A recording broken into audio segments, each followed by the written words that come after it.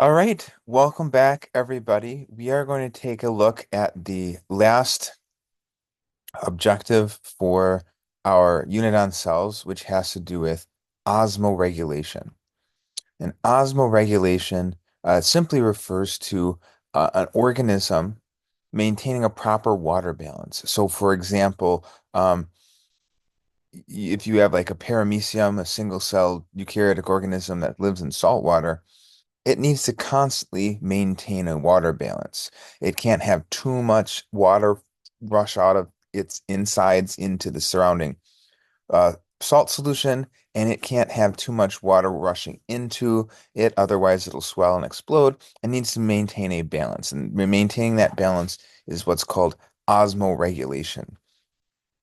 You osmoregulate all the time. Your blood needs to maintain a certain concentration of water to dissolve substances so that plasma doesn't rush into the cells and cause them to blow up in lice, and it can't become so hypertonic compared to the cells that water rushes out of the cells into the blood plasma. So your body needs to maintain a proper water balance as well.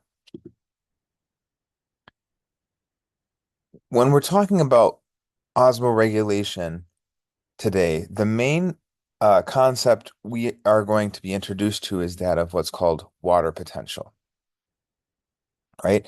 And water potential is a quantitative, so a number, a quantitative way to describe how readily water will move from one location to another. So we've done kind of this already, but qualitatively. We know that if we have two solutions or a cell that we put into a beaker and we say that the cell is hypotonic to the solution in the beaker, that water will move from the hypotonic to the hypertonic environment or from the cell into the beaker. So we can say that, but we can't put a number behind that and say, okay, if we have another beaker with another cell, and that cell in the second beaker is also hypotonic to that beaker solution, in both beakers, one and two, in cells one and two, water will go from the cell into the beaker. But which one will water move more quickly? Right? We can't answer that question with what we know so far. So we need a quantitative way to compare the rate of osmosis, and that is what water potential is. It's a quantitative way to describe water's tendency to move from one area to another. And so we have this symbol, this is the Greek letter psi, that stands for water potential, or that number that represents how readily water will move from one location to the other. And we measure psi in units of bars or megapascals. These are units of pressure because pressure can cause fluids to move. And so psi, that describes how readily water will move, is measured in pressure units, bars or megapascals.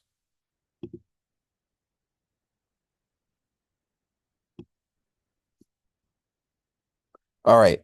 So if we're going to get a little bit more technical, psi or water potential is a measure of the free energy of water, which is less when it's surrounded by solutes. So, if we've got a lump of dissolved um, salt in this water or a big protein,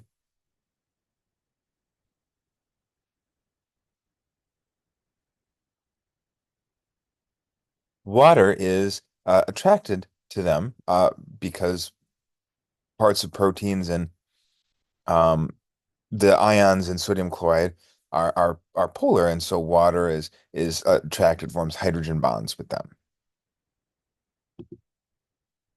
Okay, so water potential has two components, or we can calculate a solution's or a cell's water potential if we know two things about it.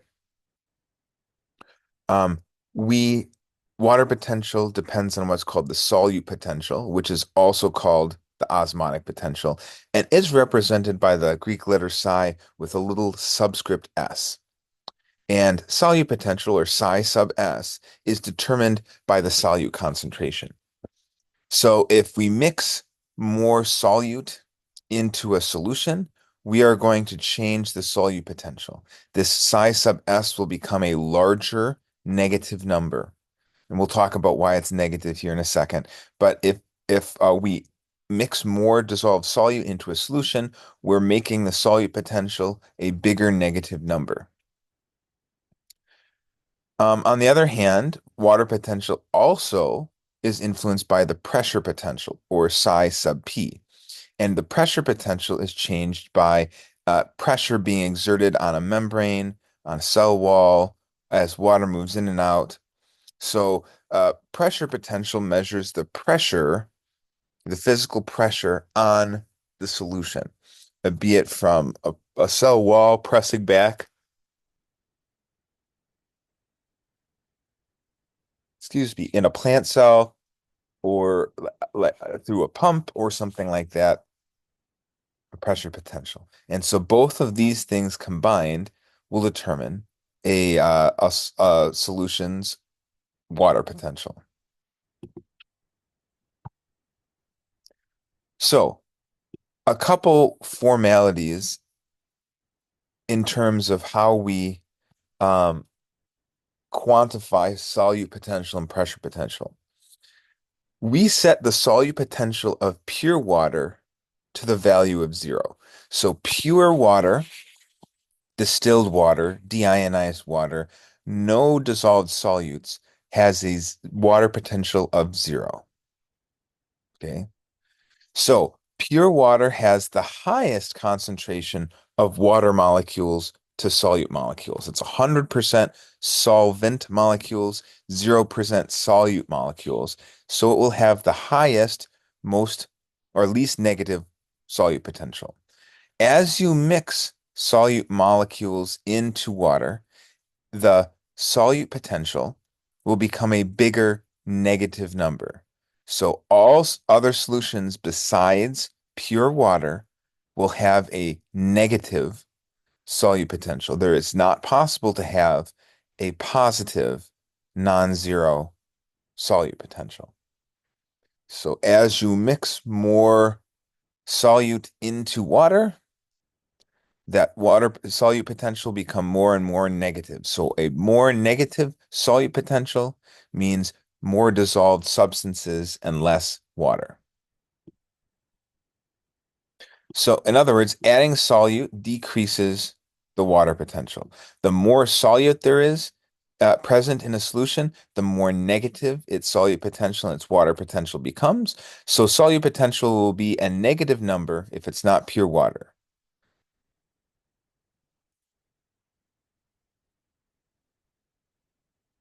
Right. This says so a hypertonic solution must have a negative solute potential. Any solution that is not pure water will have a negative solute potential. Any solution that's not pure water will have a negative solute potential. Water will have a 0 solute potential. No solution will have a positive solute potential. Okay. Now, water potential is simply the sum of the solute potential and the pressure potential. This formula is on your AP Biology formula sheet. It says water potential is solute potential plus pressure potential. Pretty simple, but you don't have to memorize it. Now, we said water potential is going to give us a quantitative number that will explain how readily water will move from one location to another location. And this is how we do it. Water will always move from an area of higher water potential to an area of lower water potential. So, for example, water will always move to the side or to the region that has the most negative water potential. So you can think about this as water falls, or water always falls from high to low. Water always falls from high to low water potential, or less negative to more negative, right? So if I had For example, a cell with a water potential of -2 bars, and it was put into a beaker with a water potential of -5 bars, water would move from the cell into the solution from less negative, -2, to more negative, -5. Now, this movement of water via osmosis will occur until the water potential inside the cell is equal to the water potential outside of the cell. So, osmosis or movement of water will stop only when the water potential of the two solutions or two substances is equal, not when their solute potentials are equal, but when their water potentials are equal. When their water potentials are equal. Right. Some other things that will help us solve problems include made that have to do with water potential. We do not take into account atmospheric pressure pressing down on all things when we are measuring something's pressure potential. So if there is a solution like in a cup or an open beaker or something that is just under atmospheric pressure, we can say that its pressure potential equals 0. We don't take into atmospheric pressure when determining pressure potential. So any solution in open beaker or under only atmospheric pressure has a pressure potential of 0. Usually you'll see this in a question by them saying in an open beaker or open to the environment. All those things mean that solution has a pressure potential of 0. So not taking into account atmospheric pressure. Right. If all of this right now is making no sense whatsoever, the key information is, right, the equations that we talked about. Water potential is pressure potential plus solute potential. The solute potential of pure water is 0. Water moves from less negative to more negative water potential, and pressure potential is equal to 0 under atmospheric pressure. These 4 points are the main things to remember before we take a look at some problems, and then hopefully it'll make a little bit more sense. So here is a practice problem. It says a solution in a beaker has sucrose dissolved in water, and the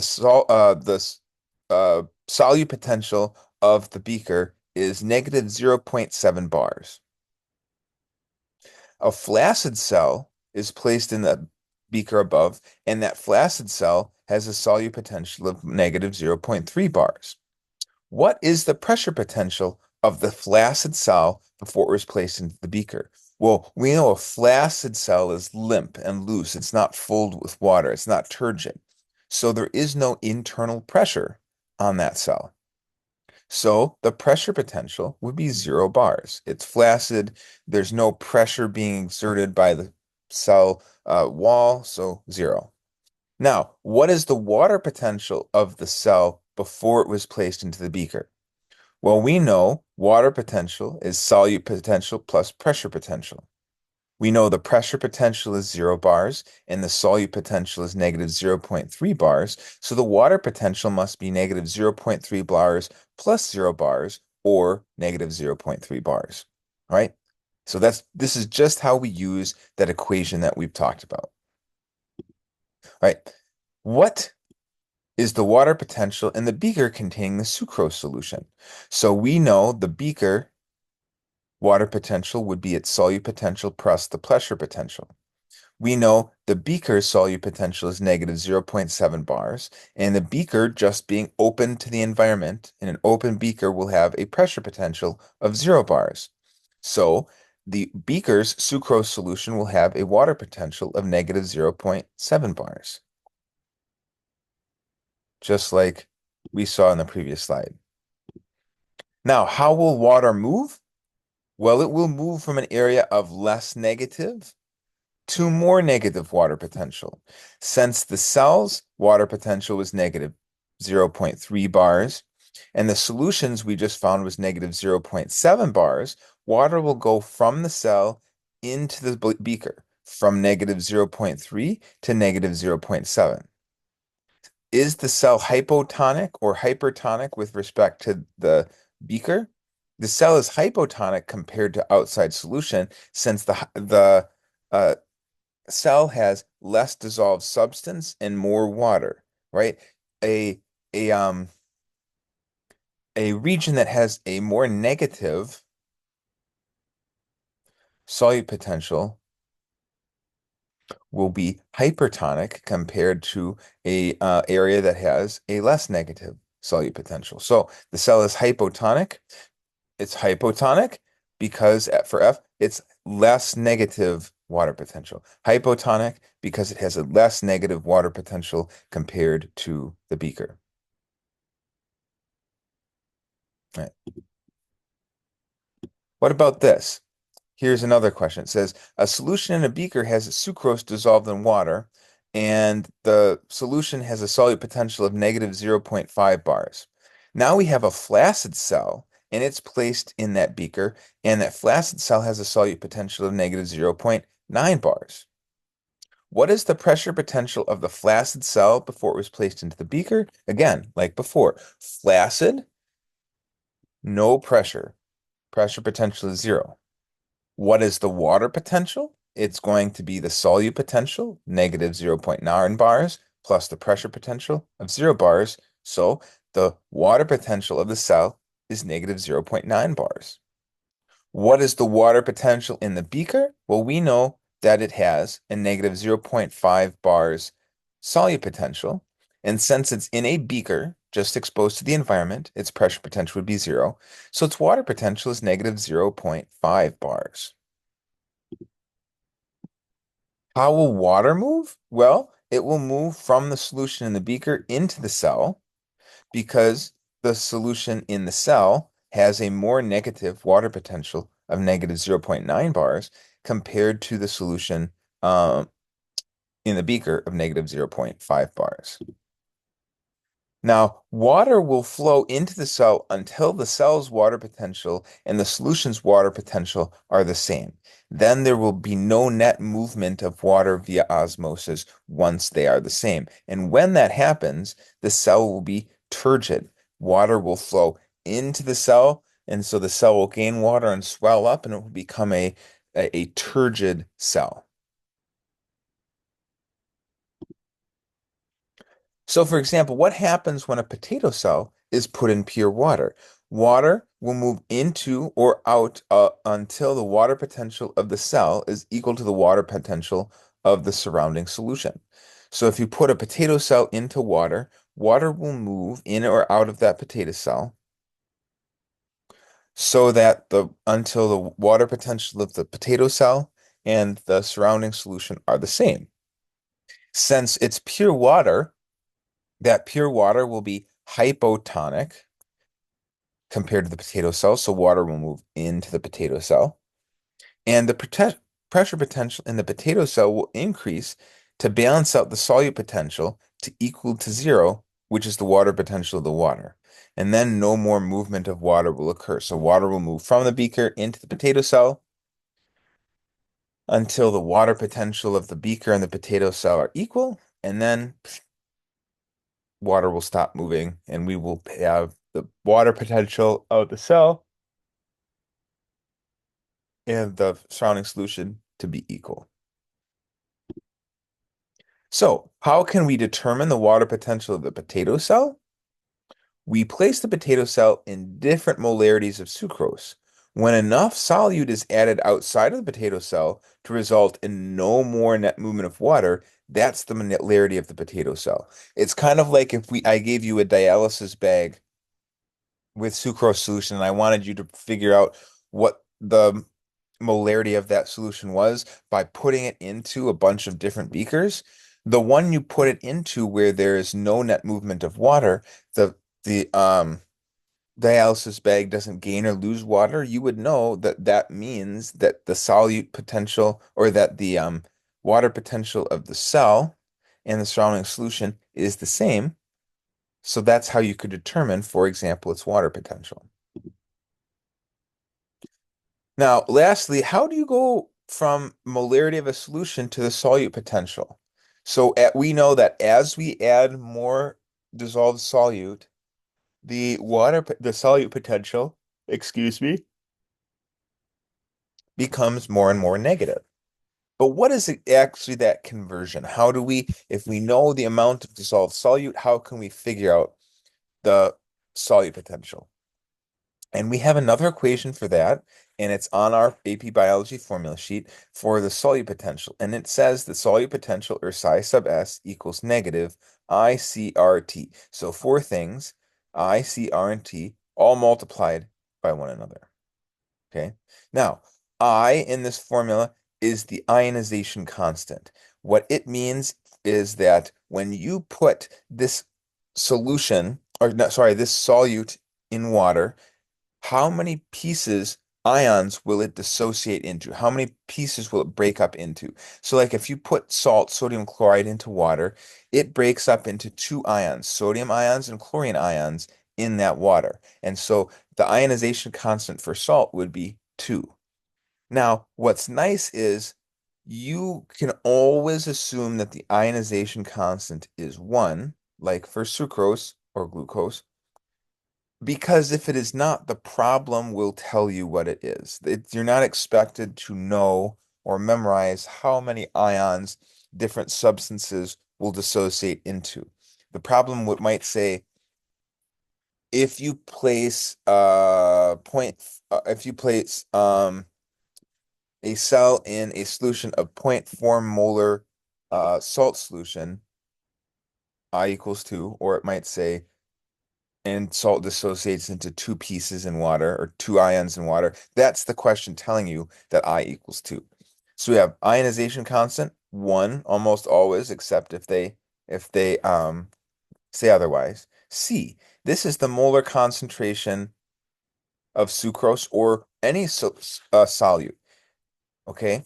So C represents the molar concentration of solute. So if it's salt, what's the molar concentration? If it's sucrose, what's the molar concentration? If it's glucose, what's the molar concentration? So C stands for the molar concentration, 0.3 molar, 0.5 molar, 7 molar. Okay. R is the pressure constant. It is a constant, which means it stays the same for every problem, 0.0831 liters per bar per mole degree Kelvin. So R is never going to change. It is a constant. And lastly, T is the temperature of the cell or the solution in degrees Kelvin. So if you are given the temperature in Celsius, you need to do 273 plus Celsius. And they have this conversion factor or this conversion on your AP Biology formula sheet too.